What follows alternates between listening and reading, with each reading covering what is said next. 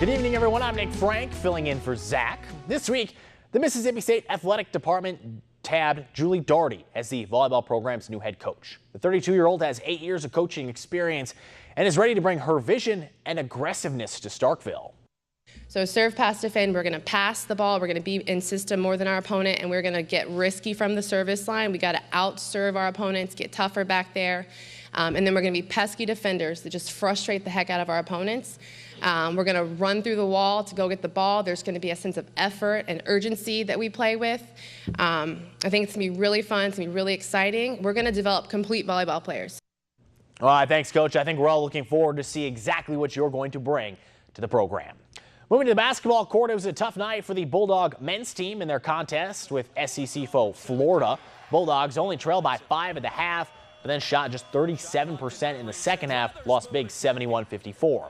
Quinary Witherspoon led all Bulldogs with 16 points. Loss drops MSU to 1-2 in SEC play. On the women's side, Victoria Vivians and Tiara McCowan have both been named to the top 25 watch list for the John R. Wooden Award. McCowan paces MSU in scoring at a 20.8 clip, also hauls in over 12 rebounds per game. Vivian's off to the best start in her career, averaging just over 19 points per game and is shooting 41% from downtown. The duo helped the Bulldogs to a 17-0 start in the season. The New Orleans Saints just a few days away from their second-round playoff matchup against the Minnesota Vikings. Drew Brees and the offense have deployed a number of different weapons throughout the year, like Michael Thomas, Ted Ginn, Alvin Kamara. But there's one guy that Drew Brees says is flying under the radar.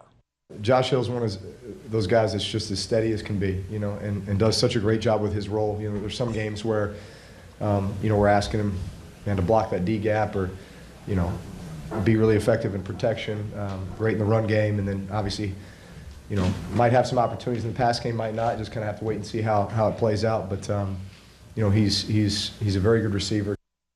So as we take a look at all the playoff action heading our way this weekend, all the fun gets started Saturday afternoon with a matchup between the Eagles and the Falcons. Then Saturday night, the Titans and Patriots will go at it. As we move to Sunday, the Jaguars and Steelers will meet up in Pittsburgh, and the weekend will conclude with that Saints-Vikings game. Golden State's Kevin Durant added his name to a very exclusive list Wednesday night. With his second quarter basket, Durant became the second youngest NBA player to score 20,000 points in his career. He's the 44th ever, 8th active player, and second youngest player to reach the mark. He's only behind LeBron James in his time to reach that plateau.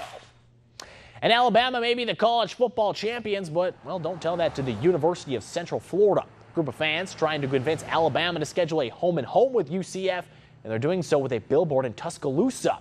UCF went undefeated, finishing up a magical year with a Peach Bowl win over Auburn. I think Alabama fans are pretty happy that UCF beat Auburn. Maybe Nick Saban will pay him back by maybe a matchup. We'll see.